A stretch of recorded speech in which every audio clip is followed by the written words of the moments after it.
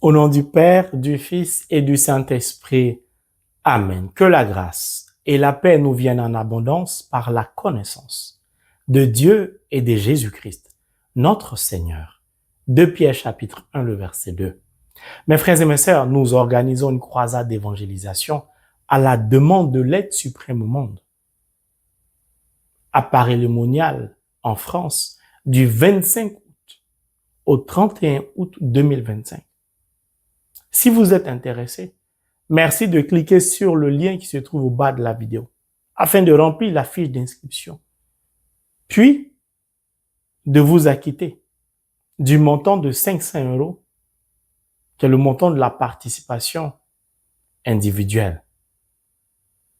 Merci de votre bonne compréhension et que d'avance, Dieu vous bénisse au nom de Jésus.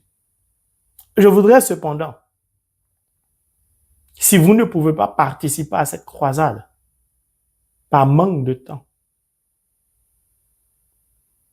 empêché certainement, pourquoi pas par le travail, ou trop occupé par le travail, etc.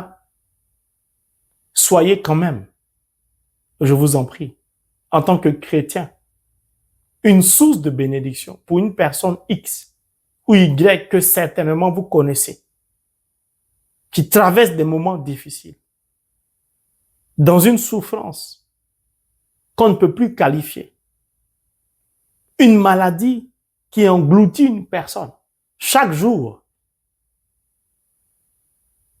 un couple qui, après plusieurs années de mariage à l'église, n'arrive toujours pas à enfanter, une personne qui souffre d'une maladie, comme le monde dirait, incurable, qu'on ne peut pas guérir, une personne ou des personnes qui ploient sous le poids de l'idolâtrie familiale. Les gens tournent en rond. Ça ne va plus dans leur vie. Une personne qui vient d'être frappée par un AVC, dont le côté ou un des côtés est paralysé. Une personne qui vient de découvrir le dysfonctionnement de ses reins, de son foie, qui souffre d'hépatite, dont le cancer vient d'être découvert, mais qui est en train de se propager déjà. Une personne qui ne comprend plus rien à sa vie, qui investit, échec. Tout ce qu'elle touche, échec. Qui a l'impression que le diable est assis dans sa vie. Un couple qui n'arrive plus à se parler. Etc., etc. Je t'en supplie. Sois la source de bénédiction de cette personne. En l'invitant simplement à prendre part à la croisade. Dis à cette personne, je t'en supplie. Regarde, ça fait 5 ans, 7 ans, 10 ans, 12 ans, 20 ans, 30 ans, 40 ans. Tu travailles. Peut-être dans la même compagnie. Ton salaire a augmenté du fait de l'ancienneté. Mais tu ne fais que te surendetter. Ça ne va plus. Demande à cette personne de venir goûter, comme le psalmiste le dit, à l'amour de Jésus. De venir expérimenter l'amour de Jésus. De venir vivre, s'abreuver à la source de l'amour de Dieu au travers du cœur sacré de Jésus. Cet amour incommensurable qui délivre, qui libère de la captivité, qui sauve, qui guérit, etc. Je t'en supplie. Tu peux être cette source de bénédiction. Dis à la personne de marquer une pause sur son travail. Parce que cette personne n'est pas productive en dépit de toutes les grâces de Dieu. Ça veut dire qu'il y a un problème. Jésus-Christ, au travers de cette croisade, veut nous exprimer son amour. L'amour qui peut te sauver, qui peut te donner des jumeaux, qui peut te guérir, qui peut changer ta vie, y compris ta destinée prophétique. C'est pourquoi il t'y attend à Paris-le-Monial. Il n'a pas choisi ce lieu en vain. Peut-être que tu as été abusé dans ton enfance. Tu en souffres. Tu as des blessures intérieures. Les membres de ta famille t'ont méprisé. Peut-être que tu as été marabouté ou ensorcelé. Peut-être que tu as été rejeté par tes parents qui veulent te détruire. Ton nom a été donné à un féticheur. Ils ont essayé de voler ta grâce. Ils t'ont enfermé dans une bouteille. Je t'en supplie. Viens expérimenter l'amour de Jésus. Certainement, ton foyer, ça ne va pas. Viens expérimenter l'amour pur. Tu n'as jamais été aimé peut-être. Tes parents t'ont dit violemment, verbalement, qu'on t'a jamais désiré. On a voulu t'avorter. Tu es un accident pour nous. Tu es arrivé par accident. Ces paroles t'ont profondément blessé, attristé. À tel enseigne que tu as du mal à dire à quelqu'un que tu l'aimes. J'ai déjà rencontré ce genre de personnes. Je t'en supplie, viens simplement t'asseoir par le témoignage et laisse le Christ te parler. Laisse-le te servir ce repas d'amour. Laisse-le te témoigner de son amour. L'amour que ta famille n'a pas su te donner, lui, il veut te donner au-delà de cet amour. Je t'en supplie, viens. Il y aura un jour spécial pour les malades. Le Seigneur nous a déjà indiqué ce que nous devons faire ce jour-là. Donc, pardon. Le cancer, c'est pas écrit dans la Bible. Son amour ressuscite les morts. Viens l'expérimenter simplement. Tu doutes de lui, non? Tu ne crois pas en l'existence du Christ. La parole de Dieu, peut-être c'est l'Ancien Testament, c'est passé. Viens avec ton doute.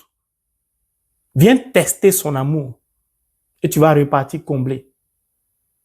Demande à Nathanaël. Philippe l'a appelé, il a compris et il a vu ce qu'il n'avait jamais compris et vu.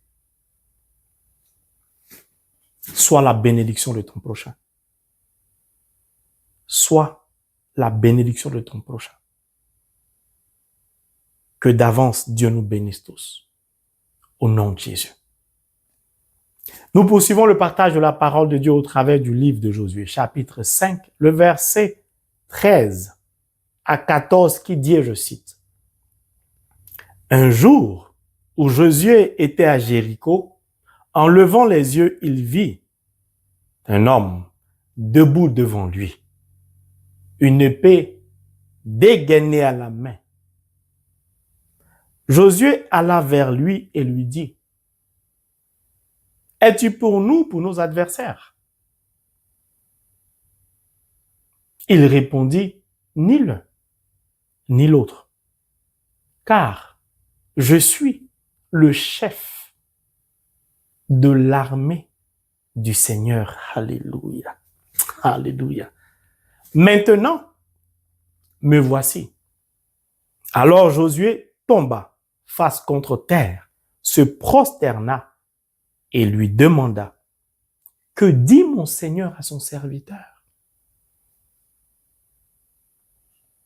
Mon frère, ma sœur, quand je tombe sur de tels versets, j'ai la chair de poule.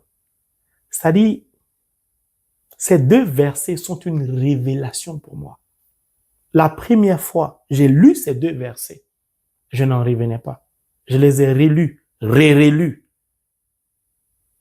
Le Seigneur est trop bon à notre égard. Il nous ouvre son cœur.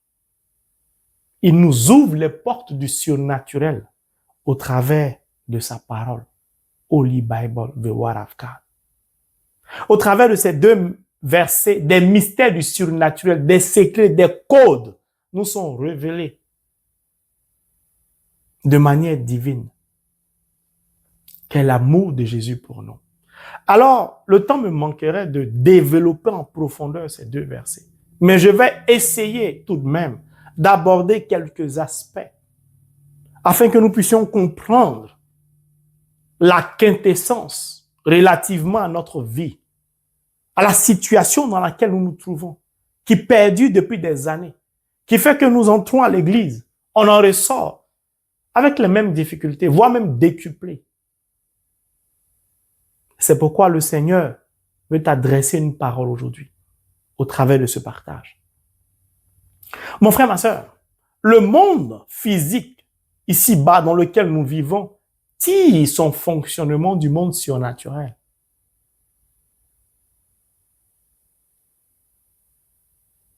Le monde physique étant dominé ou sous domination de celui qu'on appelle le prince de ce monde, l'autre là, l'usurpateur, l'arnaqueur, le scammer, le vaurien, le menteur. De ce fait, ce monde-là, physique dans lequel nous vivons, qui tire son fonctionnement du surnaturel, voit ce fonctionnement-là être détourné de son essence pour être orienté dans une obscurité qu'on ne peut plus qualifier ni définir. Tellement la densité de cette obscurité a fini par empêcher bon nombre de chrétiens d'avancer. La densité de cette obscurité a fini par entrer à l'église, quelles que soient les religions. Le danger est donc permanent.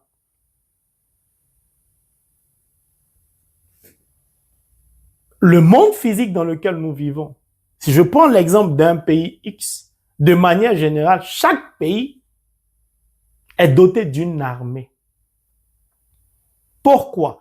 Parce que l'autre là, ayant tiré le fonctionnement de ce monde dans le monde surnaturel et l'ayant travesti,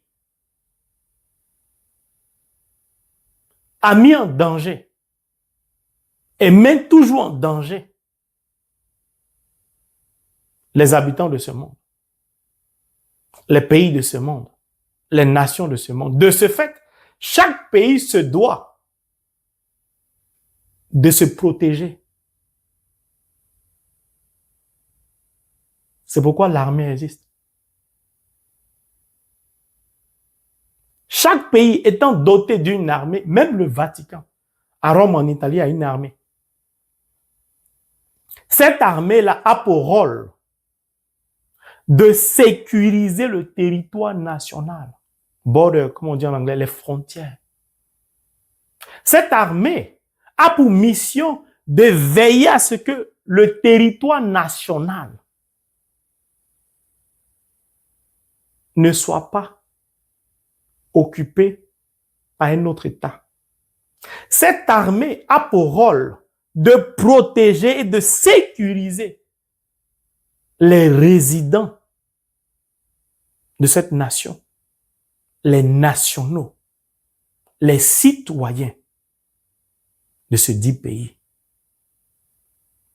Cette armée a pour mission de veiller à la quiétude, à la tranquillité des ressortissants, des citoyens, des résidents de ce dit pays. C'est le rôle de l'armée. Cette armée-là a pour mission, en fonction d'une branche, d'une catégorie, de s'occuper du désordre public.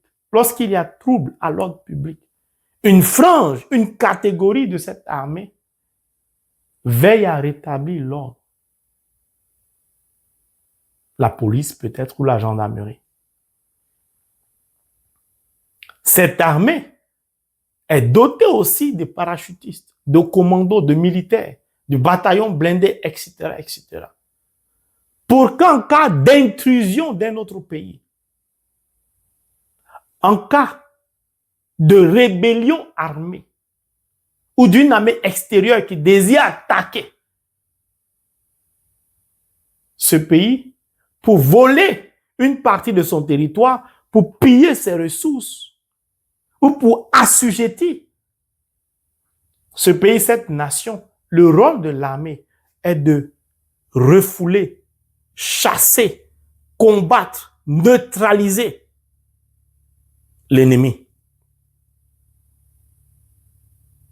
C'est le monde dans lequel nous vivons, de manière générale. Or, ce que je viens d'expliquer tire son fondement de la cour céleste, du surnaturel, donc de la parole de Dieu.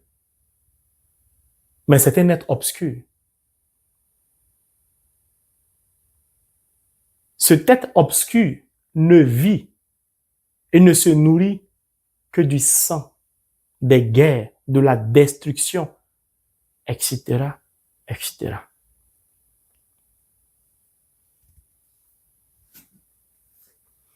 Si donc le monde physique pense à tout ce que je viens de décrire, s'arme, se prépare en conséquence, s'organise, se forme en conséquence, qu'en est-il donc du monde surnaturel, qui est l'essence du monde physique? Parce que l'auteur de l'œuvre de la création, c'est l'être suprême au monde, l'éternel Dieu.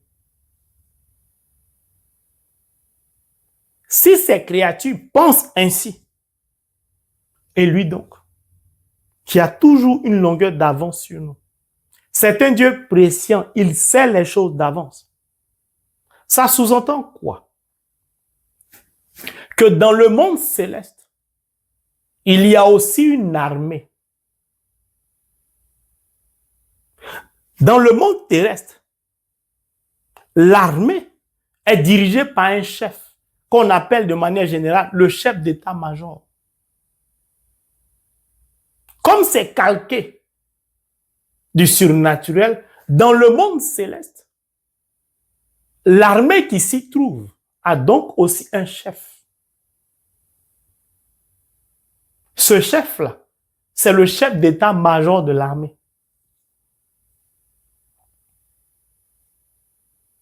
Comme dans le monde surnaturel, dans le monde céleste, n'importe qui ne peut pas y accéder pour voir ce qui s'y trouve. Mon ami de classe Agou a dit, Proverbe chapitre 30, qui est monté et descendu?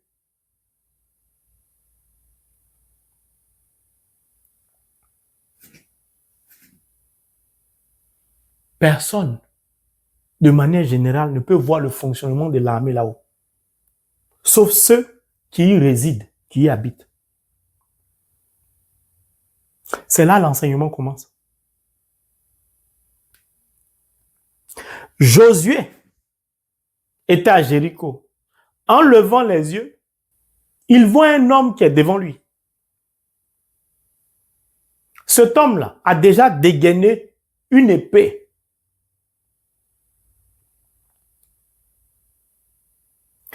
Josué s'approche de cet homme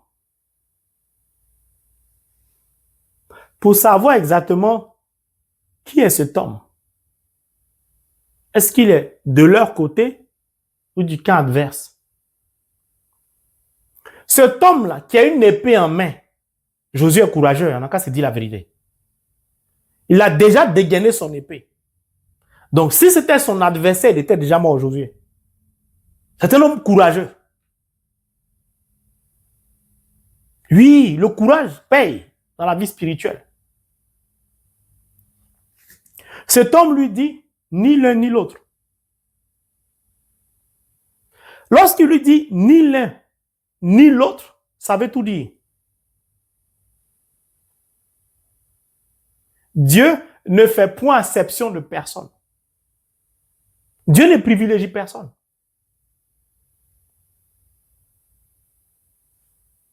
Je ne suis pas pour vous.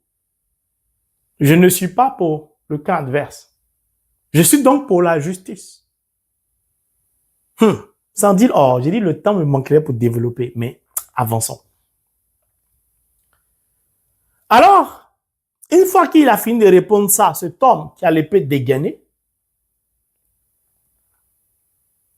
il renchérit, il poursuit en disant, ça me bouleverse.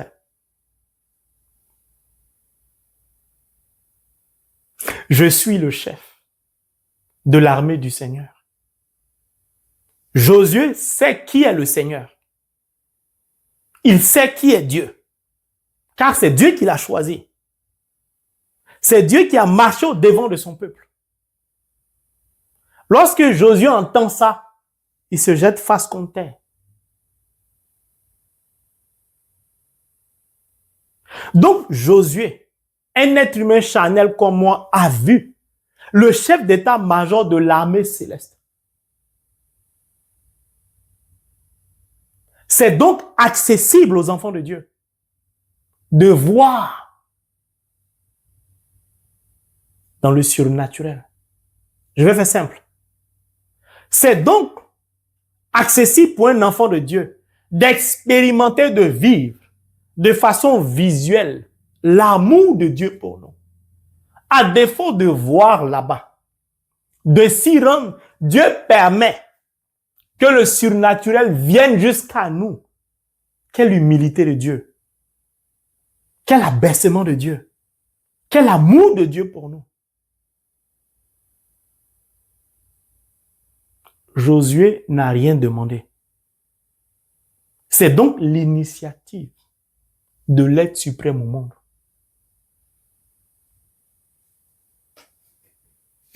Si donc le chef d'état-major de l'armée céleste est visible sur la terre, ça veut dire beaucoup de choses. Je n'aurai pas le temps de tout développer.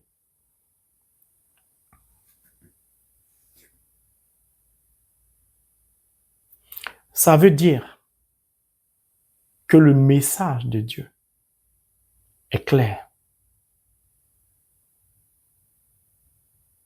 Non, c'est intéressant la parole de Dieu. Oh, je vous invite vraiment à lire la parole, à aimer la parole de Dieu. Mon frère, ma soeur,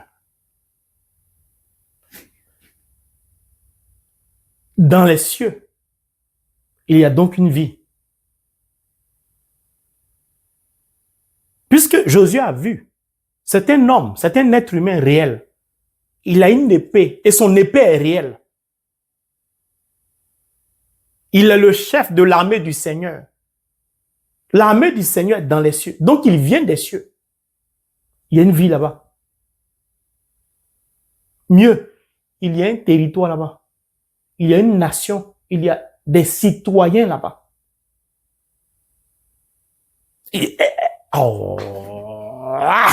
J'aime la parole de Dieu.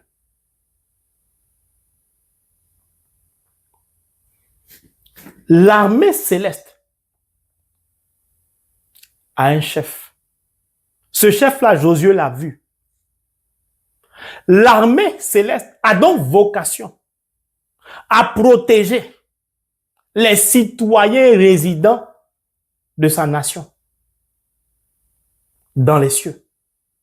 Mais si le chef d'état-major est descendu, ça veut dire que l'armée céleste a pour vocation de protéger les citoyens de la nation céleste qui sont dans les cieux et qui sont aussi sur la terre, qu'on peut identifier comme étant citoyens du royaume céleste. Donc, l'armée céleste a vocation et pouvoir d'agir dans les cieux et ici-bas sur la terre, à condition qu'on puisse identifier les citoyens de la nation sur la terre. Alléluia. Il y a beaucoup de choses à dire, mais je vais avancer. Si le chef d'état-major se déplace, part du haut des cieux et vient sur la terre, sa simple présence indique la gravité de la situation ou d'une situation.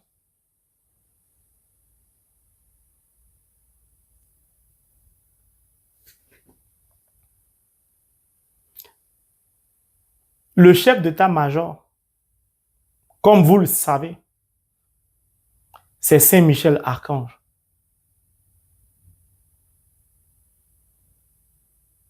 Il apparaît à qui? Il se révèle à qui? Josué. Qui est Josué? Le berger du troupeau. Celui que Dieu a choisi.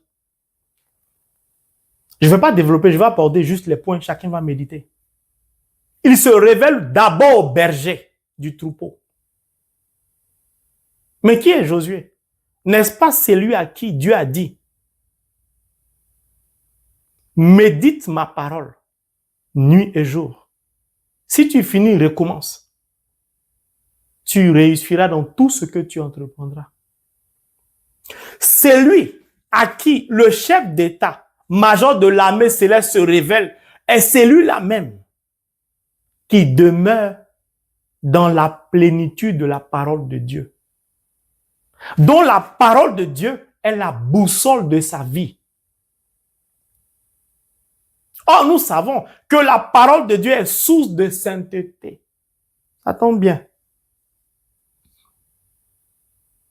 Dieu a marché au-devant de son peuple pendant 40 ans. Donc, il a marché avec son peuple. Dieu n'est pas un être humain. Dieu n'est pas l'être suprême au monde. Dieu n'est pas une personne qui abandonne ses enfants. Jamais de la vie. Dieu marche avec ses enfants d'un point A à un point B, d'un point B au point Z. Il n'abandonne jamais parce que c'est un vrai leader, c'est un vrai guide, c'est un vrai berger, c'est un vrai père. Au devant de son peuple, il ouvre la voie. Il a manifesté sa gloire à son peuple. Ils ont vu. Ils l'ont quand même rejeté, méprisé, douté de lui. Ils ont fait le contraire de ce qu'il leur disait. Pourtant, il était présent au milieu d'eux. Quelle indiscipline. C'est le peuple né dans la foi. Quelle indiscipline. Quelle arrogance. Quelle impolitesse. Quel mépris de ce peuple à l'égard de Dieu. Mieux, Moïse est monté au mont Sinaï. Ils ont estimé qu'il a trop duré. Moïse n'a pas fait une année là-bas. Même pas 6 mois. L'impatience est un défaut de la vie spirituelle. Va les pousser à collecter l'or et à se fabriquer un animal qu'on appelle veau d'or, qui a des oreilles, qui a une bouche, mais qui ne peut jamais parler, qui n'a jamais parlé. Ils ont préféré se prosterner devant un animal qu'ils ont fabriqué et non créé à partir de l'or, oubliant tout ce que Dieu a fait pour eux. Hélas, comme beaucoup de chrétiens, ils ont fait ce qu'il ne faut jamais faire dans la vie. Quand on est enfant de Dieu, quand on est chrétien, quand on est baptisé, quand on a vu expérimenter la main de Dieu, aller se prosterner devant un féticheur, devant un marabout. Dieu a ça en horreur. C'est comme lui enlever. C'est trop grave, on ne peut pas expliquer. En dehors de lui, il n'y a point d'autre Dieu. Tu lui bénis cela. Tu lui dis qu'il n'est pas l'unique Dieu.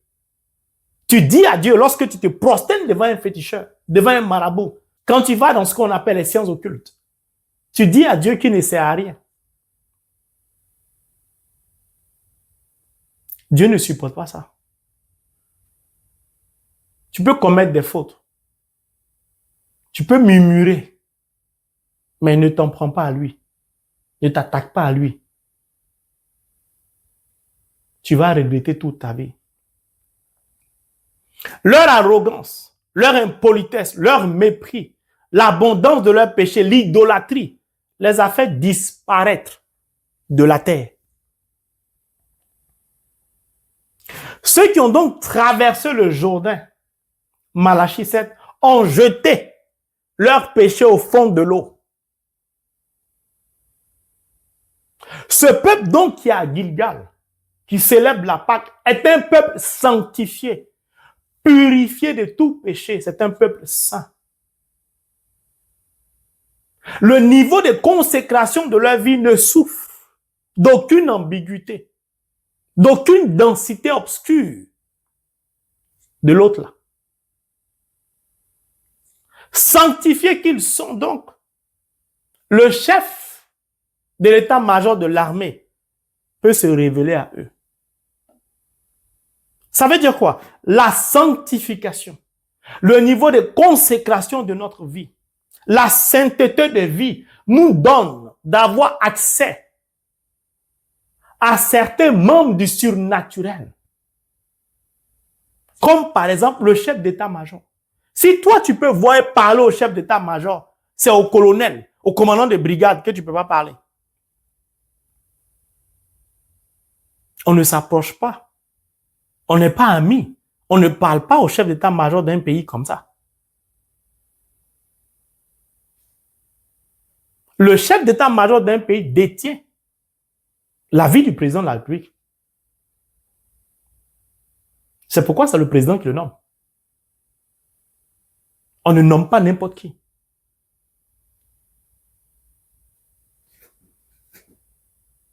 La sainteté de vie nous donne accès au surnaturel. Mieux, la sainteté de vie fait venir vers nous le surnaturel. Donc, la sainteté de vie permet au monde céleste de nous identifier comme des enfants de lumière, puisque nous reflétons la lumière de par la sainteté de notre mode de vie. La sainteté de vie est un code qui permet à l'armée céleste de nous identifier. Tu es citoyen américain, tu es perdu au Congo, il y a une guerre, tu appelles l'ambassade, on vient te chercher. Quand on t'emmène à l'ambassade, là, on dit qu'il faut entrer tes empreintes, ton nom, on tape, on voit si tu es citoyen ou pas. Peut-être même avant d'aller te chercher, ils ont déjà checké pour voir si tu es citoyen. J'ai dit, tire le fonctionnement du monde surnaturel. Donc, Josué a été déjà checké. La présence du chef d'état-major indique donc qu'il y aura un violent combat à mener. Que l'heure est grave. Dieu a un projet, c'est de conduire son peuple en terre promise. Ils ont passé le Jourdain, ils sont à la dernière étape. Ils doivent maintenant entrer en terre promise. C'est un message très important que nous devons comprendre. À ce stade-là de leur parcours spirituel, il leur faut mener un dernier combat. Ce combat-là s'impose à eux. Ils n'ont pas le choix. Comme Dieu est un bon Père, il anticipe toujours pour nous sauver. Mais Dieu ne se soustrait pas au combat. Parce que le combat permet à Dieu d'affirmer qu'il est l'être suprême au monde. Mais Dieu n'a jamais souhaité un combat. Parce qu'il est l'essence de l'amour. Et il ne va pas non plus croiser les bras pour que nous, ses enfants, soyons victimes de l'autre là. L'usurpateur, l'arnaqueur, le menteur. Pourquoi je le dis? Dieu a un projet depuis les cieux pour ses enfants que nous sommes. Mais nous vivons sur la terre. Et le monde physique dans lequel nous sommes est sous domination satanique de l'autre. Pour que le projet de Dieu prenne forme et se réalise dans notre vie terrestre, nous devons d'abord affronter ceux qui veulent nous dominer, nous rendre esclaves, coûte que coûte. Parce que Dieu, personne ne peut l'empêcher de réaliser son projet. que ce soit céleste ou terrestre. Son armée a pouvoir dans les cieux et sur la terre. Souvenez-vous de ce que Rahab a dit. Votre Dieu à vous est Dieu là-haut dans les cieux et ici-bas sur terre. Donc son armée a pouvoir dans les cieux ici-bas sur terre. Il est bon de lire la parole. J'aime trop la parole de Dieu. Mon frère, ma soeur, le travail prend ton temps, tu peux pas lire, mets une pause. Ne laisse pas ton couple te perturber. C'est l'œuvre du diable. Il ne faut pas que ton âme soit en paix pour lire la parole, pour prier. Le projet de Dieu, Dieu tient à le réaliser. Et il va le réaliser. Avant qu'on te marie, parce qu'il est l'être suprême au monde. Vaille que vaille, coûte que coûte. Jésus est clair. Personne ne peut arracher quelque chose de ma main. Ou bien personne ne peut arracher quelque chose de la main de mon Père. Il dit personne. Dans les cieux comme sur la terre. Le projet de Dieu, c'est donc de te conduire toi en terre promise. Dans ta bénédiction, à la guérison, au sacrement du mariage, à l'enfantement, au travail, à la prospérité, etc. Mais Dieu veut te dire, attention. Tu vas comprendre pourquoi parfois ta vie tourne en rond, rien ne marche. Avant d'entrer en terre promise, le peuple doit mener un combat. Parce que le diable, il ne va jamais permettre que les enfants de Dieu, dans ce monde ici-bas, où il est prince, puissent jouir de la gloire de Dieu. Ça va donner envie aux autres d'être citoyens du royaume. Il ne va jamais accepter ça. Il ne va jamais accepter. Jamais. Donc un combat aura lieu. Or, aucun citoyen d'un pays qui n'a pas été formé à une guerre peut combattre l'ennemi. Dieu nous a créés, il nous a bénis, il nous a donné par le baptême d'être son enfant, pas pour qu'on parte en guerre. C'est pour qu'on soit joyeux, heureux. Mais Dieu sait très bien que l'autre est là. Donc il permet que parmi son peuple, il y ait des guerriers, des combattants. Ça, c'est pour la forme. C'est pour la forme. La présence de Saint Michel Archange est là pour témoigner de la victoire certaine, car Dieu n'échoue jamais. Du peuple de Dieu, qui va certainement entrer en terre promise. Si ce peuple-là garde la sainteté de vie, écoute Dieu, obéit à Dieu, et se laisse conduire par la parole, c'est-à-dire par Dieu, la terre promise est une certitude. La victoire est une certitude.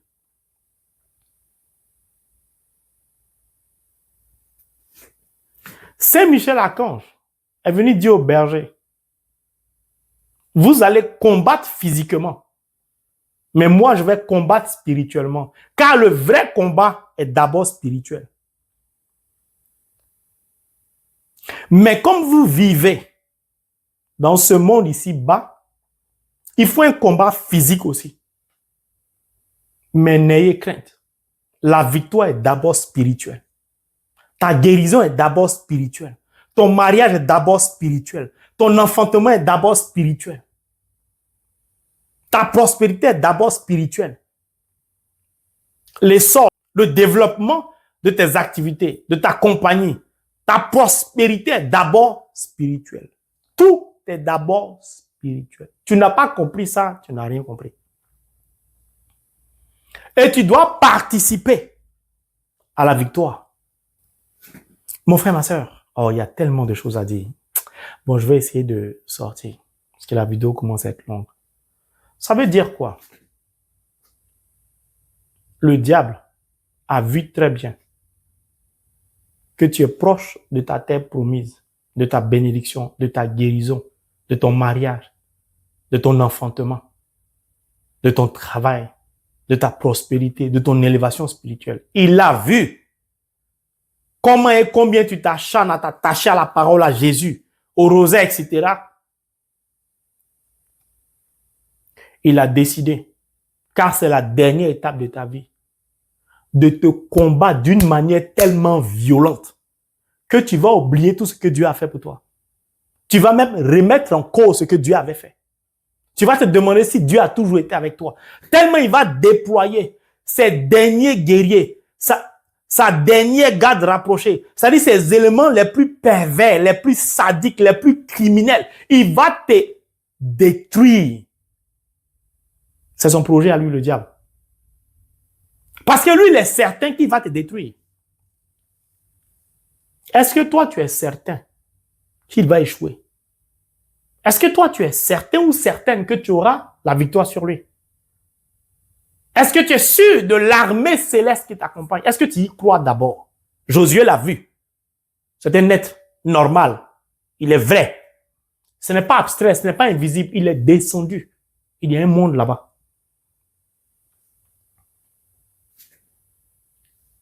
C'est ta foi qui va déterminer la victoire du combat à mener. Mon frère, ma soeur, le diable commence à t'attaquer. Et toi, tu paniques, tu t'énerves. La révélation ne s'accomplit pas, elle tarde. Le serviteur de Dieu, la servante de Dieu, le prêtre, la parole de connaissance, je suis fatigué. J'ai investi ici, je choue, je fais ça, ça ne marche pas. Depuis j'ai 50 ans, 60 ans, toujours pas d'âme sœur, je ne comprends plus rien. Tu commences à murmurer, t'énerver. En fait, tu fais exactement ce que le diable veut que tu fasses. C'est-à-dire que tu détournes ton regard de Jésus, de la parole, de l'essentiel pour sombrer dans les murmures, dans les lamentations, mieux dans les critiques. Oh, le front de Marie de Dieu, les révélations, mais ça vient de Dieu. Tu es énervé. Tu es en colère. Oh, la colère n'est pas de Dieu. L'impulsivité, la nervosité n'est pas de Dieu. Car, Saint Paul nous l'a dit, Galates 5, parmi les fruits de l'Esprit Saint, il y a un fruit qu'on appelle la maîtrise de soi. Un chrétien qui ne sait pas se maîtriser est sous domination démoniaque. C'est pas moi qui dis, c'est dans la parole de Dieu, Galates 5. Les fruits de l'Esprit Saint, la maîtrise de soi. Un soldat, un militaire qui va au front, qui va en guerre, qui n'a pas la maîtrise de soi, qui est énervé, qui va en découdre, qui va vite, va finir par confondre l'ordre qu'il reçoit. On dit passe ici, lui. On dit passe à gauche, lui passe à droite. Tellement il est pressé. Les gens qui bougent beaucoup, ils ne s'arrêtent pas. On leur dit, assieds-toi ici, ça c'est ici, ça. Non. La maîtrise de soi est le chemin de la victoire contre l'ennemi. Le diable va tellement déclencher des canons de feu dans ta vie que tu risques, si tu n'as pas une foi solide, si tu n'as jamais expérimenté le Christ, si tu n'es pas attaché à la parole de Dieu, de douter de ce que Dieu est capable de faire pour toi. Tu vas dire, c'est fini, les sorciers m'ont eu. C'est fini, ce projet-là, ça ne va plus marcher. Ils vont donner le marché à quelqu'un d'autre. Dans ton commerce, le diable s'est installé dans ton commerce. Il est assis dedans. Et toi, tu ne cherches pas à le combattre. Tu cherches à faire notre Père qui est aux cieux. Tu es sérieux ou sérieuse, hein? Ma vie tourne en rond. Ta vie ne peut jamais tourner en rond si tu es enfant de Dieu. C'est le diable qui te fait tourner en rond. Qui te donne l'impression que tu vas avoir 50 ans, tu n'as toujours pas d'enfant. C'est le diable qui donne l'épilepsie à ton enfant. Pourquoi? Parce qu'il a vu que tu es proche de ta terre promise. S'il ne coupe pas l'élan et que tu parviens en terre promise, des âmes seront sauvées. Des nations entières vont se convertir. Et tu penses que lui va lâcher prise? C'est pourquoi dans mes enseignements, je répète souvent, le diable aime nous avoir à l'usure. Il n'est jamais pressé. Vous savez pourquoi? Il a eu le temps d'épier le peuple aîné dans la foi. Il a vu combien de fois le peuple d'Israël avait une relation dans des si. Les vicissitudes de leur foi. Même les battements du cœur qui font comme ça, même ça va. Pour le peuple d'Israël. Ça monte comme ça descend. Une foi instable, incertaine. Un regard charnel, comme dit Saint Paul. Le peuple d'Israël a longtemps marché par la vue, non par la foi. Le diable sait. Ceux-là, Dieu était au devant d'eux, au milieu d'eux. Qu'est-ce qu'ils n'ont pas vu avec Dieu? Et nous, là, le diable sait que c'est facile. Il tire la souffrance qu'il t'impose sur 3 ans. Tu commences à péter les plombs.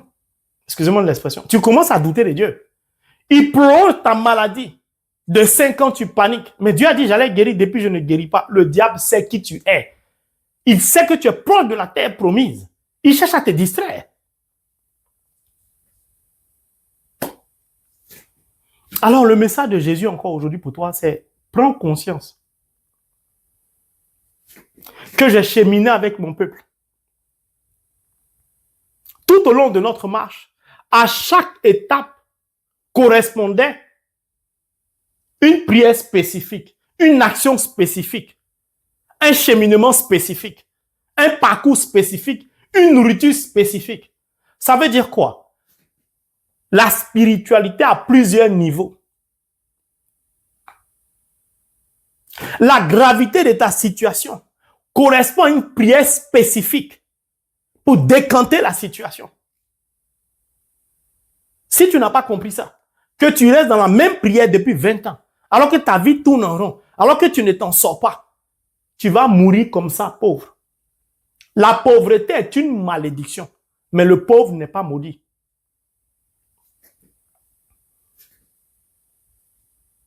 Je ne comprends plus ma vie. Le temps que tu perds à dire, je ne comprends plus ma vie, là, commence à lire la parole, à faire un diagnostic de ta vie spirituelle. Par la parole, ce sera facile. En 2 temps, 3 mouvements, tu as fait le diagnostic, tu as la solution. Tu ne lis pas la parole, tu n'écoutes pas les enseignements. Tu vas prier ton rosaire pendant 50 ans, ta vie va tourner en rond pendant 50 ans. Pas parce que le rosaire n'est pas efficace, parce que tu n'as pas compris. Attends, quelqu'un a mal à la tête. Et puis on lui donne un médicament de constipation. Ou bien quelqu'un a un problème de nerfs. On lui donne un médicament d'oreille.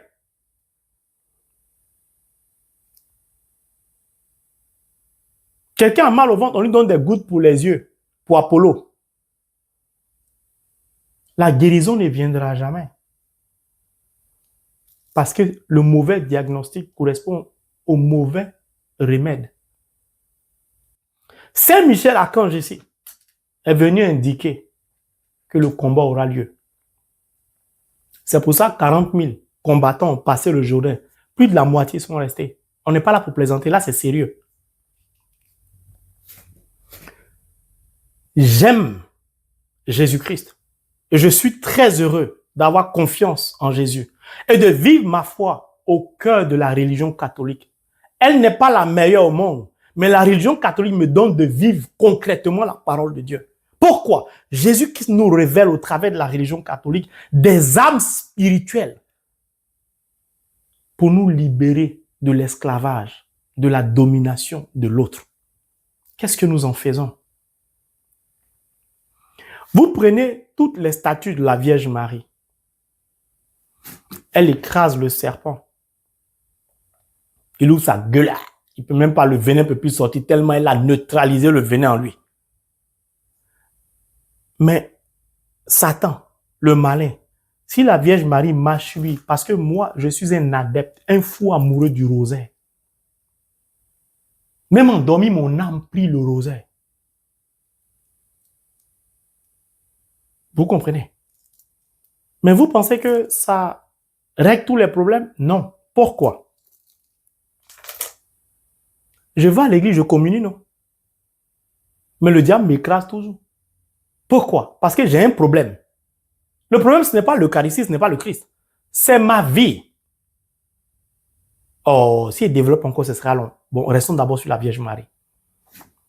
Amoureux du rosaire, quand je m'attache à la Vierge Marie et que je lui donne une place dans ma vie, comme Jésus a dit à Jean, prends Marie chez toi, elle écrase, elle neutralise le chef d'état-major de l'obscurité, Satan, elle le neutralise. La Bible dit qu'il est le prince de la terre. Donc, il n'est pas roi, il ne sera jamais roi. Le seul vrai roi, c'est le Christ. Lui, il est juste prince. Si le roi meurt, il peut devenir prince. Mais le roi, là, il vit éternellement. Donc, il restera prince. Il est déjà frustré parce qu'il ne va jamais avoir le trône à lui. Il est déjà énervé. Tu peux raisonner quelqu'un qui est énervé. Il cherche à te détruire.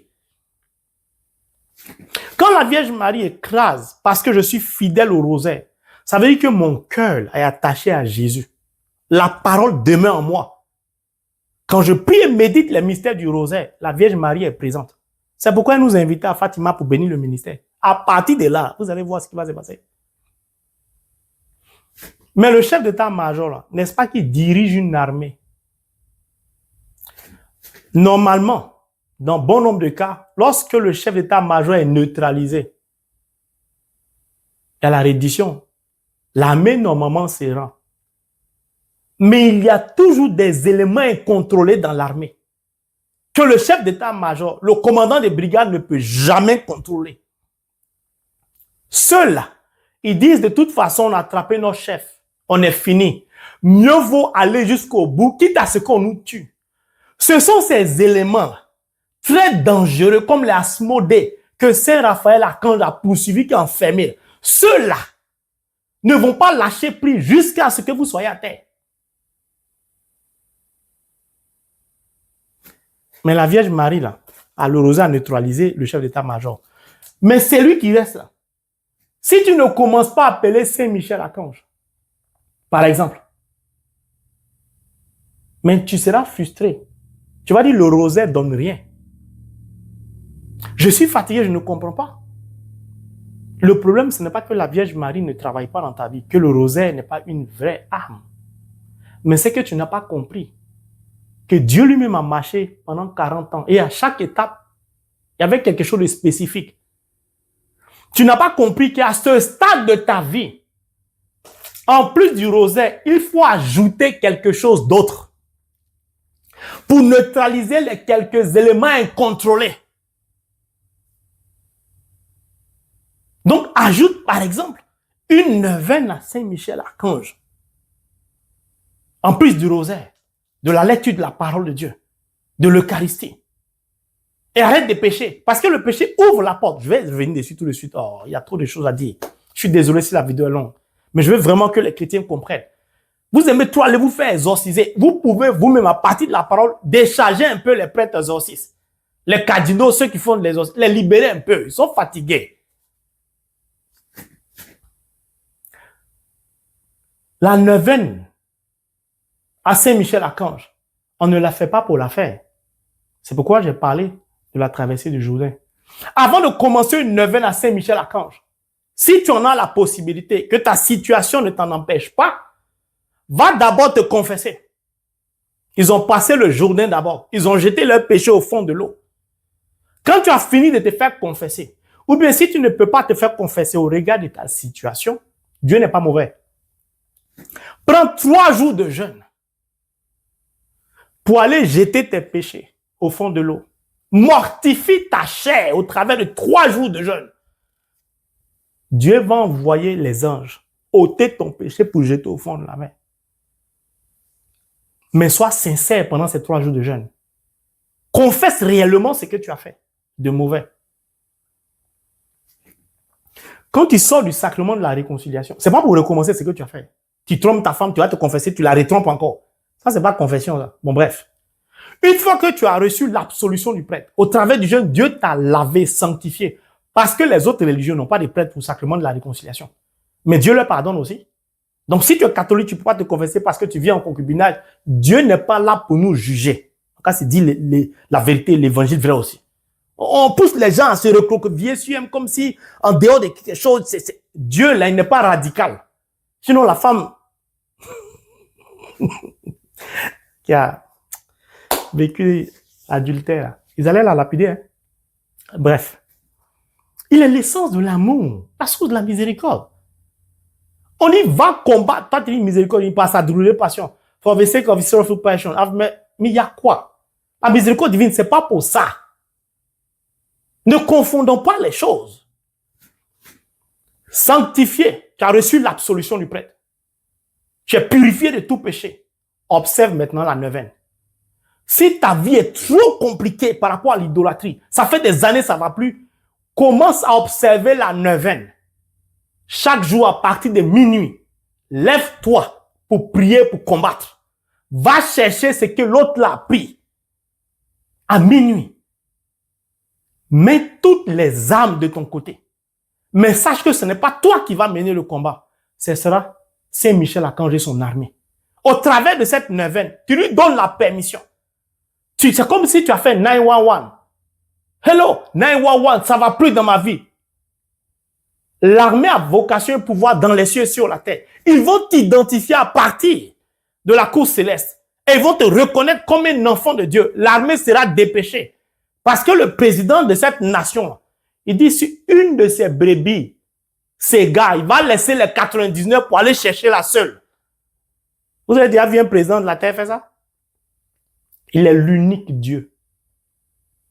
Saint-Michel va descendre. Mais, tu dois combattre toi-même physiquement. À minuit, quand tu te lèves, tu commences à prier. Tu commences à prier. Tu commences à worship, à adorer. Tu commences à combattre. Mais tu sais que ce n'est pas toi qui vas mener le combat. Mais Saint-Michel a besoin du physique pour prendre à partir de ta prière ce qu'on t'a arraché, qu'on a gardé dans le physique ici. Il a besoin de toi. Pourquoi? C'est l'expression de l'amour. Dieu veut toujours nous donner l'impression qu'on participe à quelque chose. Parce que l'amour s'exprime toujours à deux. Mais lève-toi pour prier à minuit. Ça fait 30 ans ta vie, ça ne va pas. Oh, moi, je suis fatigué. Ah, mais je fais la miséricorde divine, je prie. La prière que j'ai faite, Dieu entend. Toi, tu as dit à Dieu, au surnaturel, comment on procède. Saint-Michel, quand il est descendu, lui, il n'avait rien à faire en haut. On doit comprendre les choses. Nous, prier là. Physiquement, c'est j'invoque le sang. Puis tu arraches. J'arrache mes jumeaux que vous avez pris. Tu arraches physiquement. Parce que Saint-Michel est en train de prendre ça spirituellement. Ce que tu vas manifester physiquement ne sera que le reflet de ce que l'armée céleste a compris dans les cieux. Mais si toi tu es là, oh Seigneur, aie pitié de moi, je suis fatigué. Ça dit que dans les cieux, les anges que Dieu a envoyés là, oh Seigneur, je suis fatigué. Ce que tu manifestes physiquement est le reflet de ce qui se passe spirituellement. Or, comment tu vas chasser le diable de ton couple si ton cœur ne pardonne pas à ton âme sœur? Comment? Par exemple, c'est comme ça. Au soir de la neuvaine ou pendant la neuvaine, tu vas voir. Dieu est capable de te révéler tous ceux qui ont pris ta bénédiction. Si ton cœur est préparé, parce qu'il peut te révéler, toi, ton papa, ta maman, un ami proche, il peut te révéler que c'est ton enfant même, toi. Mais ton cœur doit être épris de miséricorde. Pourquoi? Parce qu'au moment où tu combats là, quand le diable va envoyer son feu sur toi, tu répliques au feu avec le pardon, avec la miséricorde de Dieu. Le diable est désemparé. Pendant ce temps, tu arraches en même temps ce qu'on t'a pris.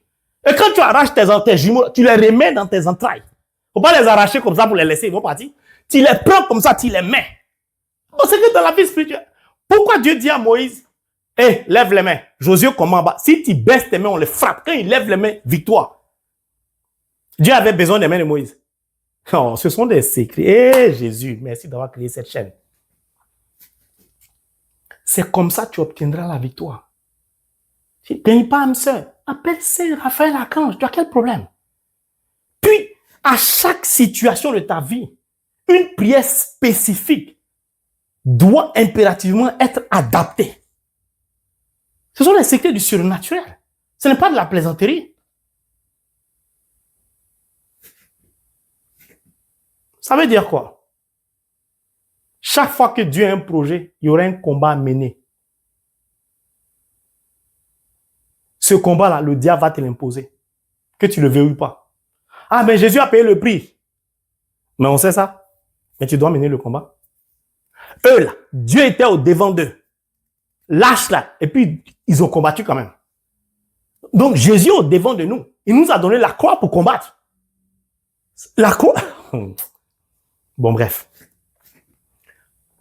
Je prends un exemple peut-être de la vie pour que vous puissiez comprendre. Le peuple, c'était terre promise. Mais peut-être toi, c'est la guérison. Peut-être toi, c'est le sacrement du mariage. Pourquoi? L'union entre un homme et une femme vient de Dieu. C'est le projet de Dieu. Donc, le sacrement du mariage est un projet de Dieu pour nous. Mais l'enfantement aussi est un projet de Dieu pour nous. Donc, tout ce qui est projet de Dieu pour nous, le diable va s'acharner à nous combattre jusqu'à sa dernière énergie pour ne jamais que ce projet se réalise. Si tu n'as pas compris ça, tu seras frustré. C'est pourquoi vous voyez beaucoup de chrétiens, leur vie ne donne pas envie de se convertir. Parce que le diable a réussi à les avoir à l'usure. Mon frère, ma soeur, adapte une prière spécifique à la situation. Le démon qui est assis dans ton business, là, c'est Saint-Michel qui va le déloger. Lui, quand il vient, son épée est déjà dégainée. Si tu veux combattre avec l'épée de Saint-Michel, parce que c'est physique, l'épée là, il va te donner pour que vous deux vous puissiez partir au combat. Mais il ne va pas donner ça à quelqu'un qui n'est pas sanctifié d'abord. Il ne va pas donner ça à quelqu'un qui n'a pas la maîtrise de soi. C'est pourquoi beaucoup de chrétiens combattent, il n'y a pas de résultats, il n'y a pas de victoire. Saint-Michel là, va se révéler à toi. Parce que tu es citoyen du royaume. Observe la neuvaine. Tu ne peux pas observer une neuvaine et puis tu insultes les gens, tu parles mal, tu voles au travail, tu es dans la corruption. Ça, c'est quelle neuvaine? Mais n'oubliez jamais que Dieu ne bénit jamais une personne. Quand l'armée se déplace, c'est pour qu'une multitude de nations soient sauvées. Regardez ce que Dieu nous a dit. Nous sommes partis à Fatima, n'est-ce pas? Pourquoi Dieu, en la personne de Jésus, ne nous a pas demandé de prendre 3 jours pour appeler au secours Saint-Michel-Archange et Saint-Raphaël-Archange? Parce que c'était une rencontre. C'était pour asseoir le ministère. C'était pour se glorifier, se révéler, dire que c'est son ministère, c'est lui qui nous utilise. Qui utilise le frère Marie de Dieu et les instruments qui vont venir après la Sainte Marie Noire, etc. C'était pour combler le cœur de ceux qui avaient des doutes. C'était pour se glorifier, les libérer, pour asseoir, etc., etc. Que ce soit financier, guérison, tout, on a tout vu là-bas. Mais quand on a fini de tout voir, et que la Vierge Marie a donné son assentiment, sa bénédiction pour le ministère, les choses se recommencent. Pourquoi? Parce qu'on doit chercher maintenant à aller sauver des âmes. Croisade d'évangélisation, ce n'est plus une rencontre. Ça veut dire qu'au travers du ministère, au travers de la chaîne YouTube, au travers de la famille Cœur Sacré de Jésus, au travers de la croisade et des autres croisades et des autres pèlerinages, par exemple, Dieu veut sauver une multitude de nations. Dieu veut libérer la totalité de ses enfants. Dieu veut impérativement, au travers de la croisade et du ministère, conduire son peuple en terre promise, faire entrer ses enfants dans leur bénédiction définitive. C'est pourquoi lui-même il dit propager l'information de la croisade. Dieu veut faire entrer tous les participants ad vitam aeternam. C'est-à-dire qu'éternellement dans leur bénédiction, il veut les conduire dans leur terre promise, sur la terre promise à jamais. Mais quand tu comprends ça, tu cours pour aller t'inscrire à la croisade. Mais tu dis pas, mon travail, je n'ai pas eu congé, à mon mari et mes enfants. C'est que tu ne souffres pas. Franche Marie de Dieu, nous, on a besoin d'argent pour le ministère. Moi-même, j'ai des intentions personnelles. Ma famille, on souffre. Donc, je suis pressé même d'avoir les fonds pour m'inscrire aussi, pour courir, pour partir. Il dit, il veut nous faire entrer en terre promise. C'est pourquoi il nous dit, appelez au secours Saint-Michel-Archange. C'est-à-dire, ce sera le dernier combat. Et on va mener un combat tellement violent par les démoniaques que si son cœur n'est pas là pour nous cacher dedans, on ne va pas s'en sortir. Mais son amour triomphe toujours. Il dit, allez-y à Paray-le-Monial. Là-bas, vous allez vivre des choses. Mon frère, ma soeur, tu n'as pas envie de rentrer dans ta bénédiction définitive. Tu n'es pas fatigué de ta vie. Tu vas laisser ton travail pour poser congé, même si c'est sans solde, pour partir là-bas. Donc, c'est ce que je voulais te dire. C'est pourquoi beaucoup de couples sont là, j'ai pas d'enfant. C'est un combat. Regardez, Dieu ne peut pas nous créer. Puis par le sacrement du baptême, faire de nous ses enfants. Pour que nous soyons chômeurs, stériles. Attends, Dieu là, c'est un être obscur? Non, c'est un être lumineux, l'essence de l'amour. Donc, qui permet qu'on souffre comme ça? C'est l'autre. Il retient les entrailles des gens. Il retient les trompes des gens. Il retient le cœur des gens. Il y a des gens, même leur âme est suspendue. Il y a des gens, le diable a pris leur cœur, il met au soleil. Quand le soleil tape le cœur, ils ont des palpitations, ils ont des palpitations. Quand on va à l'hôpital, on trouve un nom à la maladie. Mais cette maladie, ce nom-là, c'est pas spirituel, c'est juste physique. Ça n'existe pas dans les cieux. Donc, tu vas prendre ton temps à prendre les médicaments. C'est une bonne chose parce que tu veux guérir. Mais ajoute aux médicaments que tu prends le combat spirituel. Tu rentres à l'église, tu communies, tu fais rosaire, mais tous tes papiers sont bloqués. À l'immigration ou dans l'administration. C'est-à-dire que tu as des marchés, les gens ont du mal à te payer. Le diable assiste tes finances parce qu'il sait que si on t'a payé, tu es membre de la famille Cœur Sacré de Jésus ou tu es abonné à la chaîne. Tu dis, si j'ai le marché de 400 millions, je vais te donner au moins 100 millions au frère Ange-Marie de Dieu. Il va construire la maison de Dieu. Et tu crois que le diable va permettre que tes marchés soient décantés? Il va s'asseoir dessus. Il va appeler ces démons lourds là pour s'asseoir sur tes dossiers. C'est-à-dire qu'on arrive sur ton nom même là, le dossier là même là. L'offre d'emploi, on ne voit pas ton nom, tellement c'est obscur. On dit que, mais envoyez un dossier. On dit, mais patron, il y a un dossier sur la table. Il dit, il ne voit rien. Suivant, à journée. Et toi, tu es là, tu passes ton temps à les faire, écoute. Franchement, écoute-moi, écoute. Les prêtres, écoute. Il ne s'agit pas d'écoute. Lève-toi. Accompagnez-nous un peu dans la prière. Minuit, Paul et Silas en prison.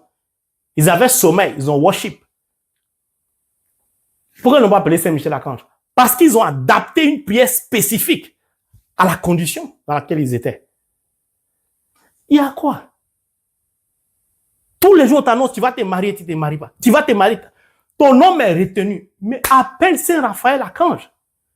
Chaque jour, on te pile. Ils t'ont mis d'un canari. Je te dis ça, écoute-moi bien. Ils t'ont mis d'un canari. Ils sont en train de te piler chaque nuit. Ils te pilent. Tout ton corps là, c'est comme c'est cassé. Tu as mal partout. Et tu continues à aller communier, à t'asseoir, à faire notre Père.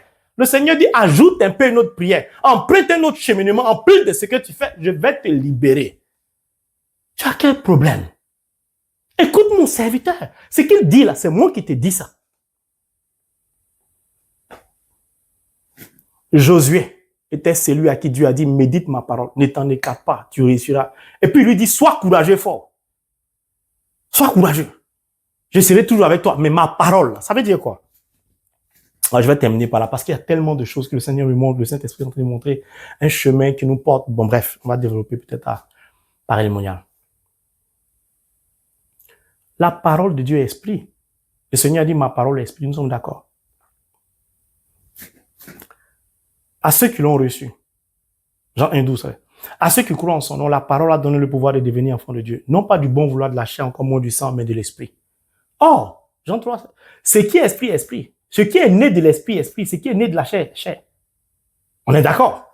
Donc, par mon baptême, je suis né de nouveau, mais non pas d'un bon vouloir de la chair. Je suis donc né par l'esprit et dans l'esprit. Je suis donc esprit citoyen du royaume céleste. Si donc, baptisé que je suis, je lis la parole de Dieu, je m'indique la parole de Dieu, je garde la parole en moi, j'observe la parole de Dieu, je réalise la parole de Dieu, ma vie est conforme à la parole de Dieu. Je deviens quoi? Jésus a dit quoi? Détruisez ce temple, je le bâtirai en 3 jours. Donc la parole, le verbe, c'est un temple. Donc je deviens un temple. C'est pourquoi Saint Paul dit, ne savez-vous pas que votre corps est le temple de l'Esprit Saint? Si mon corps est un temple et que la parole demeure en moi, le Christ demeure en moi, je vais au-delà. C'est pourquoi je dis la parole, on l'observe. Je ne suis plus seulement un temple. Je deviens un territoire, un pays, une nation. C'est pourquoi il a dit à Abraham, une multitude de nations sortiront de toi. Je deviens un pays. Ça veut dire que ce que vous voyez comme ça, là, si je fais comme ça, tout ça, mon corps, là, c'est ce qu'on appelle en anglais border, c'est la frontière du territoire. Donc, ma chair, c'est la clôture du pays que je suis. Mais donc, si ma chair est la clôture, je vis où à l'intérieur? Nous sommes bien d'accord. Un médecin, pour opérer le cœur, il ouvre la peau. S'il n'ouvre pas, il ne peut pas accéder. Donc, tu ne peux pas rentrer dans un pays si tu n'as pas passé la police aux frontières. Donc, tout ça, mon corps, là, c'est une nation. Mais dans cette nation-là, puisque je suis né, non pas d'un bon vouloir de la chair, mais de l'esprit, par mon baptême, je suis devenu maintenant enfant de Dieu, citoyen du royaume. Je suis un temple, au-delà d'un temple, je suis une nation, un pays. On est d'accord? Donc, il y a une vie en moi, à l'intérieur de moi. Cette vie-là, c'est une partie du surnaturel, de la cour céleste. Pourquoi? Je suis un membre du corps qu'on appelle l'Église. Je suis un membre du corps. Donc, Christ est la tête. Donc, je suis le membre du Christ. Christ, là, c'est qui? Il est là-bas, citoyen du royaume. Donc, cette vie qui est en moi, la France, là, a des territoires vers le Canada. On dit Saint-Pierre et Miquelon. C'est loin, mais c'est pour eux. Dieu aussi envoie Jésus. Je suis le territoire, une partie du territoire. Je suis l'île de la cour céleste. Donc, l'armée de la cour céleste a vocation aussi à sécuriser l'île. Donc, en moi, vit une partie de l'armée céleste, dont Saint-Michel-Archange est toujours le chef d'état-major. Mais c'est une partie de l'armée, donc une majorité de soldats, de combattants. Cette armée-là vit en moi. Quel intrus peut traverser mon corps? Qui? Quel démon peut me vaincre? Parce que les rebelles vont essayer de m'attaquer. Ils vont essayer de m'attaquer. Mais je dors tranquille. Parce que je sais que l'armée céleste qui est à moi va les repousser. Vous avez vu le diable essayer d'attaquer Jésus? Jamais. Vous avez vu le diable essayer d'attaquer Saint Paul? Il dit, ce n'est plus moi qui vis, c'est le Christ qui vient. Christ vit en toi. Tu deviens un territoire céleste. Et l'autre là, toutes les armées du monde, y compris l'armée obscure de l'autre là, l'usurpateur, ils sont au courant de qui est Jésus. Ils sont au courant de Saint-Michel-Archange. D'ailleurs, ils ont fait échauffement dans les cieux là-bas. Ils ont fait comme ça. Hey! Quand Saint-Michel s'est énervé là, ils ont été tous précipités sur la terre. Donc, quand ils voient Saint-Michel, ils se rappellent. Celui qui t'a déjà frappé 2 ou 3 fois, 10 fois, quand tu le vois, tu ne fuis pas. Mais comment toi, le diable te regarde? Et puis, il pile ta vie. Et puis, il entre dans ta nation. Et puis, il perturbe tous les compartiments de ta vie. Tu es surendetté. Tu n'arrives pas à te marier. Quand tu es marié, ton mariage bat de l'aile. Enfant, tu ne gagnes pas. Quand tu gagnes enfant, tous sont vendeurs de drogue, drogués. En fait, tout ce que tu touches, tout ce que tu fais, ça ne marche pas. Tu es un restaurant, tu vois les œufs, tu vois les cèpes. En fait, tu ne comprends plus rien. Ça veut dire que tu es envahi par une armée extérieure qui possède la nation de Dieu. Ils ont pris le territoire. Dieu a lâché prise sur son peuple lorsqu'il n'obéissait plus à son peuple et les territoires, certains territoires du peuple d'Israël ont été arrachés par leurs ennemis. Donc le diable peut prendre le territoire de Dieu si toi-même, là, par tes péchés, par ton mode de vie, tu ouvres plusieurs portes. C'est fini. Qui va te défendre? Voici des codes du surnaturel, des enseignements que vous devez écouter, réécouter. Parce que ça va vous aider et vous allez aider d'autres personnes à sortir de leur situation. Arrêtez de courir après les autres aussi, les serviteurs. Essayez vous-même de vous lever aussi. Et puis laissez les autres vous accompagner ou bien accompagner ceux qui prient pour vous. Mais tu ne peux pas être chrétien. On dit croisade, mais tu n'as pas l'argent pour payer. On dit que ceci, mais facture de ta maison, tu ne peux pas payer. On dit que ta voiture est tombée en panne, tu cherches crédit. Tu travailles. Mais quand on te secoue, même 1000 euros ne peut pas sortir. Même 1 million de francs CFA, ça ne sort pas. Même 100 dollars, ça ne sort pas. Tu as quel problème? Appelle le chef d'état-major. Il y a des pays, en Côte d'Ivoire, le président Gbagbo en son temps a nationalisé les banques. C'est les banques françaises. Il les a nationalisées. Parce qu'il a plein de pouvoir. Il faut nationaliser tout ce que le diable a construit dans ta vie. Ça va devenir pour toi. Tu en as la capacité. Personne ne peut t'attaquer. Si quelqu'un s'élève, Dieu va faire voler des MU-24, des chars, des sous-marins pour te défendre. À condition que tu mènes une vie de sainteté, que ta vie soit conforme à la parole de Dieu. Et tu dois comprendre que certains démons, on ne les chasse pas. Tu dois comprendre que certains démons, Ce n'est pas en une nuit de prière qu'ils vont partir. Certains démons, il faut du temps pour qu'ils partent. Certaines situations ont besoin de la persévérance pour qu'elles soient décantées. Si tu perds patience, si tu perds la foi, si tu es visuel, ton cancer est généralisé. On dit, ils vont opérer ta nuque. On ne peut plus rien faire. Tu vas entrer au bloc opératoire. Et puis toi, tu es là. Je sais que ils ne vont pas m'opérer. Je sais que je vais guérir. Tu vas partir, ils vont opérer ta nuque. Arrêtons de faire des prières qui ne sont pas compatibles à la situation que nous vivons. Pourquoi Jésus a choisi 15 heures pour la miséricorde divine à Sœur Faustine? Parce qu'à 15 heures, vous n'imaginez pas ce qui se passe. 15 heures, c'est l'heure de la réparation, de la miséricorde divine. C'est à cette heure, les démons de la colère, de la vengeance, c'est là ils sortent pour nous fatiguer. En tout cas, je ne vais jamais pardonner à mon mari. Ma femme, c'est qu'elle m'a fait. Tu as quel problème? Tu as quel problème? Tu vas à l'église matin, midi, soir. Infidélité de ton mari, mais réponds-lui, réplique avec la miséricorde divine, avec ton amour, avec ton pardon. Tu vas voir que le diable, quand tu réponds à la violence du diable par le pardon, c'est comme tu as pris un drapeau blanc. Dans la guerre, là, quand tu sors drapeau blanc, ça dit c'est fini.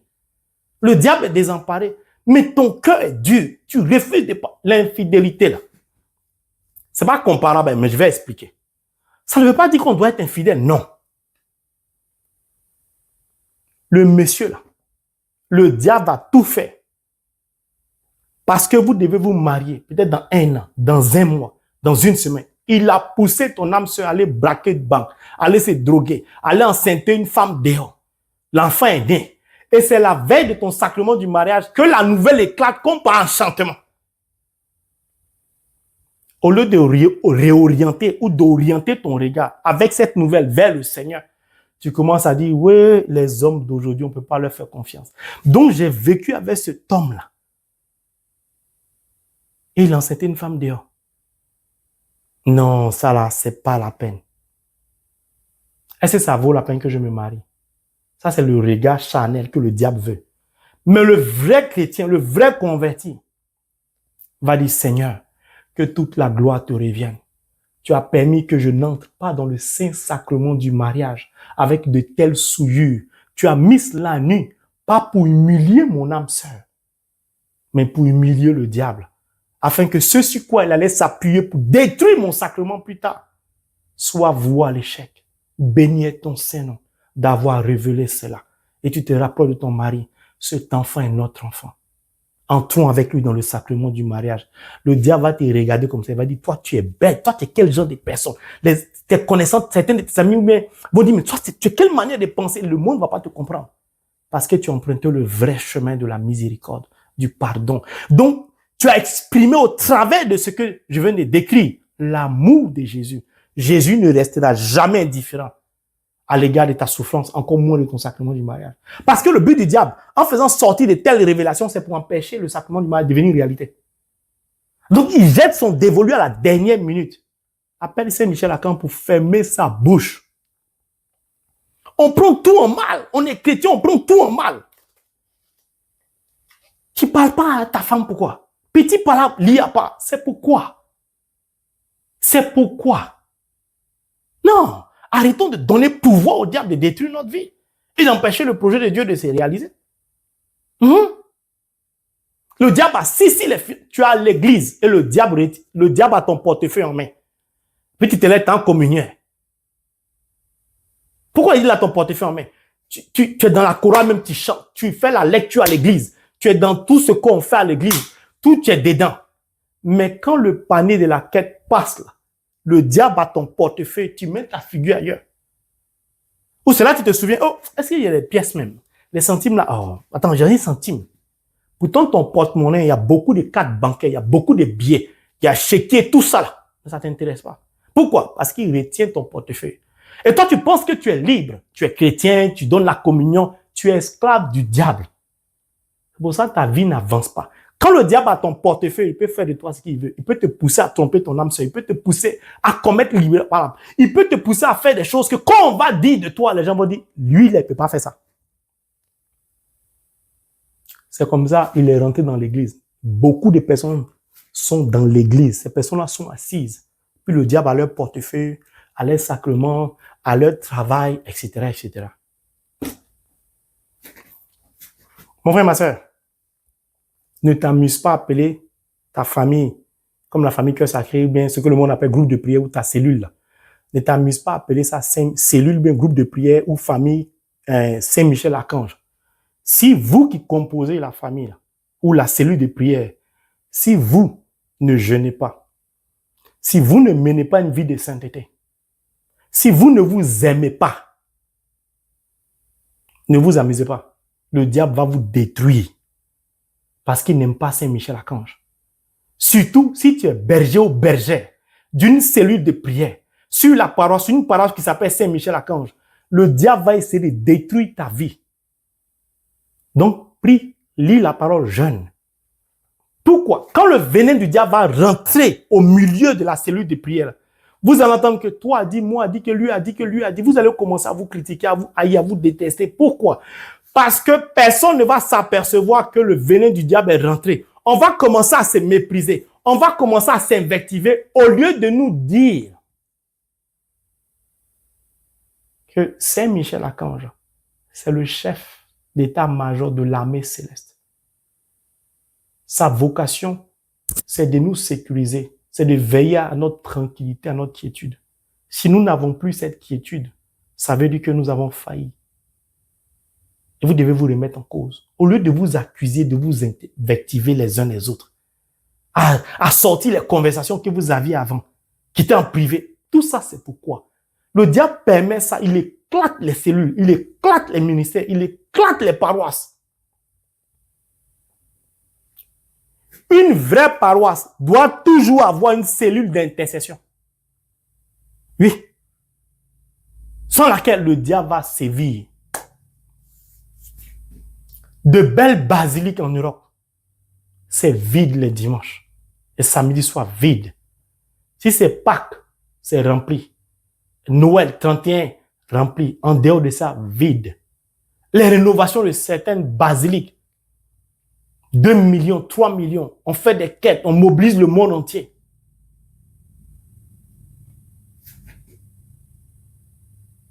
Si les fidèles sont pauvres, ils vont donner comment? Qui va sauver les fidèles? Si on va juste... Bon, je ne vais pas parler parce que ce que Dieu révèle, il y a des choses, si je dis, ça va choquer beaucoup de personnes. Mon frère, ma soeur, Josué l'a vu. Et Saint-Michel-Archange. On verra par la suite s'ils auront la victoire ou pas. Alors, observe un cheminement relativement à Saint-Michel-Archange, si ta vie est compliquée. Et tu verras la gloire de Dieu se manifester dans ta vie, je te le promets. Accepte de t'abaisser devant le Seigneur. Accueille sa parole. Il faut la méditer nuit et jour. Et tu verras que tout ce qui était impossible dans ta vie va devenir possible. Et tu verras que Dieu va déposer en ton cœur de soutenir la construction de sa maison aux États-Unis. Il y a des gens qui sont tellement touchés par la parole de Dieu qu'ils me contactent maintenant. Frange Marie de Dieu, nous sommes membres, je suis membre de la famille. Il y en a quelques-uns comme ça qui m'ont contacté. Membre de la famille Cœur Sacré de Jésus. Je pense que nous devons mettre sur pied un fonds pour te soutenir toi-même et ta famille financièrement. Parce que tu donnes beaucoup pour nous. Mais en retour, on ne donne pas beaucoup à Dieu au travers de toi. Et je dis à ces personnes de manière générale, je ne vais jamais parler de ça. Parce que si aujourd'hui, toi, tu as pu me dire ça, c'est parce que la parole t'a touché. Quand la parole touche un baptisé, il y a des choses que le baptisé fait de lui-même. On n'a pas besoin d'une théologie. Et ça facilite le travail du prêtre sur la paroisse. Laissons-nous toucher par la parole de Dieu. Laissons les anges travailler dans les compartiments de nos vies. Et ne pensez pas que parce qu'on est chrétien, on ne va jamais combattre. On va combattre jusqu'à notre dernier goût de sang sur cette terre. Parce que l'autre, il ne va pas nous laisser. J'en ai pour preuve. Prenez Luc 22, versets 42 à 43. Jésus lui-même, qui ne partait pas en terre promise, parce que là, il est la terre promise lui-même, mais empruntait un chemin pour nous sauver, pour nous donner d'emprunter ce chemin pour parvenir à lui, c'est-à-dire à la terre promise. Il a dit quoi? Père, que ce ne soit pas ma volonté, mais ta volonté. Il n'en pouvait plus. Il est Dieu. C'est pas pour lui, il a fait. C'était pour nous rappeler qu'à certaines situations de nos vies, Dieu va dépêcher au moins un ange spécifique pour répondre à notre besoin. La Bible dit que Luc 22, 42, le verset 43 qui a suivi, que ce soit ta volonté, dit, aussitôt, un ange lui apparut afin de le fortifier. Pourquoi on n'a pas envoyé Saint-Michel Archange? Parce que le besoin là de Jésus, c'était pas un combat, c'était la fortification. Jésus n'a pas besoin d'être fortifié, la terre promise. C'était pour nous parler. Est-ce qu'on comprend tout cela? Est-ce qu'on mesure l'ampleur de l'amour incommensurable de Dieu pour infini de Dieu pour nous? L'arbre de la vie dans la Genèse, qui Dieu a positionné pour sécuriser l'arbre de la vie, c'était des chérubins. Je recommence, c'était des chérubins. Genèse 3, verset 24, si ma mémoire est bonne.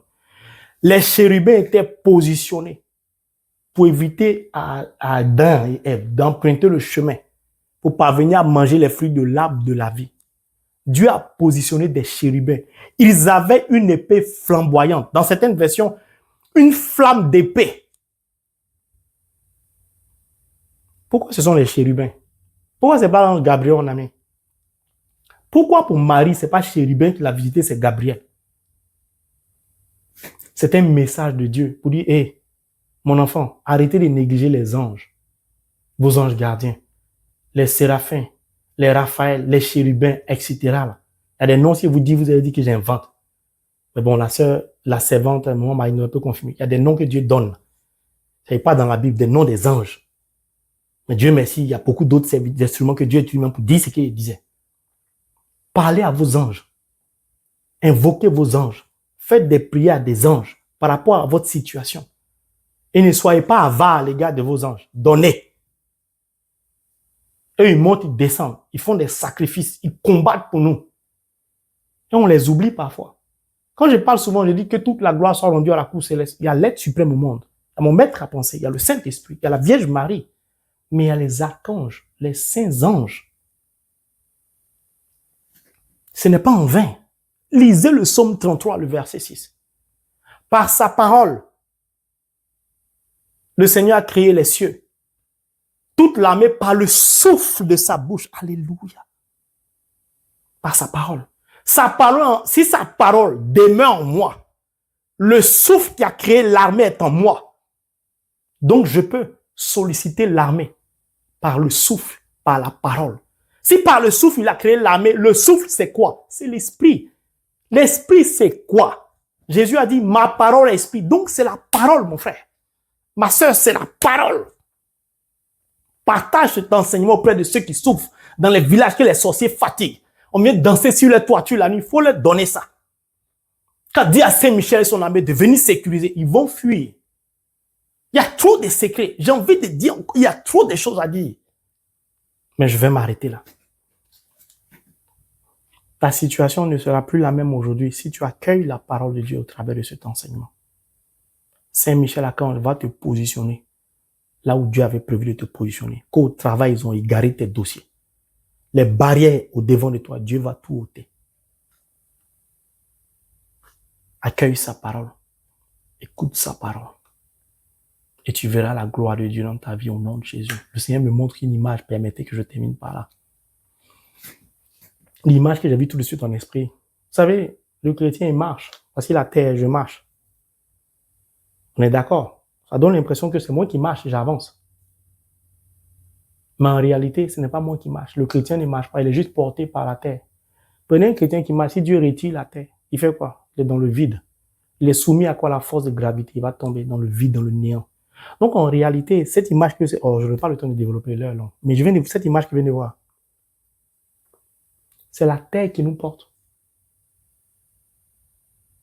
Le chemin qui nous conduit en terre promise, c'est le chemin qui nous porte. Mais nous avons l'impression que c'est nous qui marchons. Non. Qui est le chemin? Il dit, je suis le chemin, la vérité, la vie. Donc, qui nous porte? C'est le Christ. Et pourtant, on crache sur lui. Quand vous comprenez ça, votre rapport à la terre, à l'œuvre de la création change. L'auteur de l'œuvre de la création a tout disposé. Mais comme il nous aime, il nous donne un semblant de ressenti comme si nous participons à l'action parce que l'amour est partage. Mais si Dieu enlève la terre sous nos pieds, nous sommes rien. C'est pourquoi un chrétien doit être rempli d'humilité. Et le livre de Silas, il le dit, plus tu es grand, plus il te faut t'abaisser. Car Dieu est glorifié au travers des personnes humbles. Que Dieu nous donne remplis de sa parole, d'être humble, de lui obéir, de nous laisser conduire. Et à chaque situation, d'avoir par le discernement de la connaissance de la parole de Dieu, à solliciter les personnes, les anges adéquats à notre situation. Pour qu'au travers de notre vie, Dieu soit glorifié en la personne de Jésus-Christ. Amen.